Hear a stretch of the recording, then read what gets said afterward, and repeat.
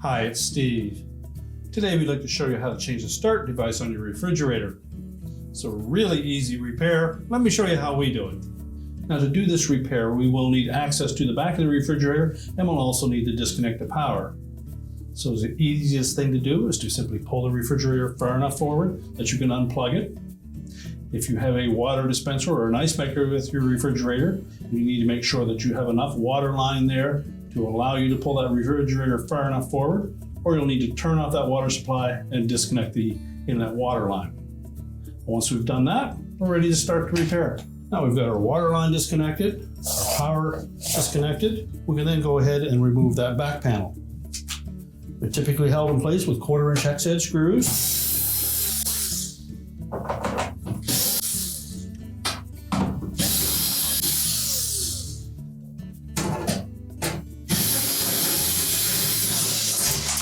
Most models, you'll need to slide that grommet on the power cord up out of that slot in the back panel, and then you can safely remove it.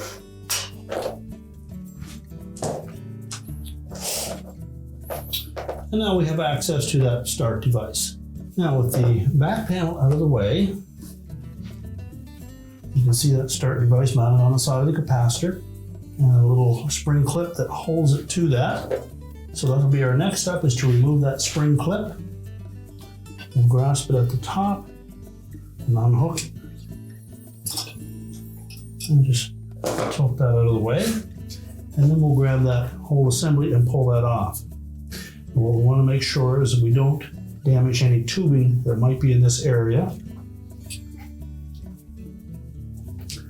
So simply rock that back and forth, release it from the terminals on the compressor.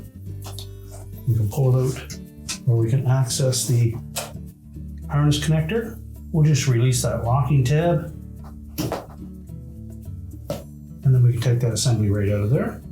Now we'll need to remove that capacitor from the original start device. It should pull straight off.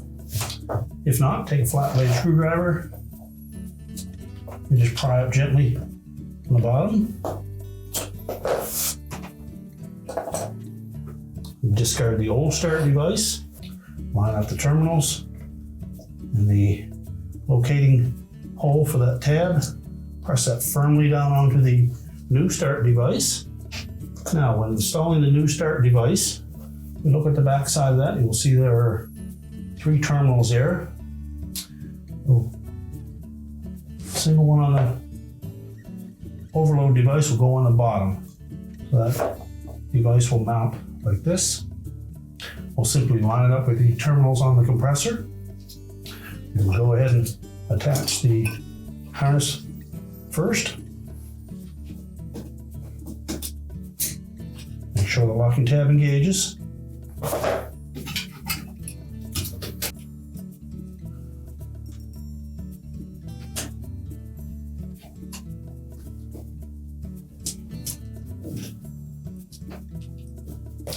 Make sure it's pressed firmly onto that compressor, making a good contact.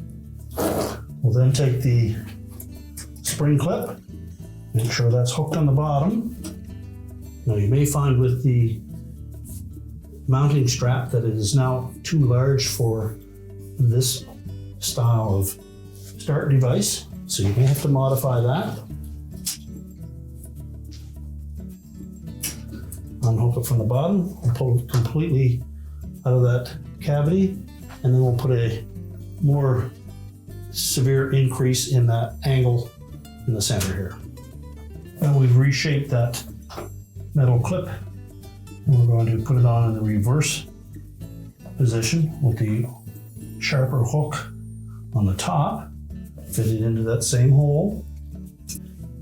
Now with both the top and the bottom hooked, we now have that start device secure so that it can't vibrate loose.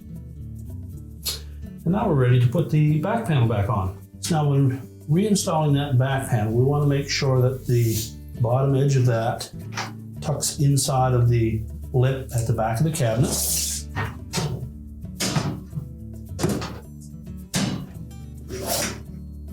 We'll line up that grommet with the slot on the top. There are a couple of notches cut in that grommet. It will allow us to slide that down into place.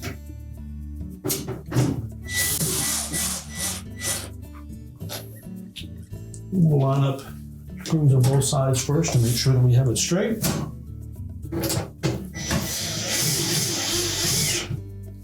And then we can go ahead and tighten those.